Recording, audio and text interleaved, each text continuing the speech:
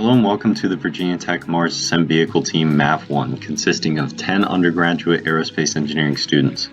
On the Martian surface, the MAV rests upon a storage mount housing MOXIE ISRU units, which create Methlox propellant to fill the main tanks. Before Methlox tanks supply fuel to the 3 outer engines, providing thrust to low Mars orbit. Later, the whole first stage thrust structure separates when it is no longer needed.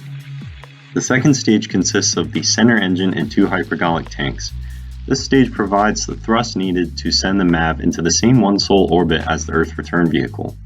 The crew capsule sits atop the vehicle with a hatch for crew entry and the international docking system for crew and payload transfer upon mission completion.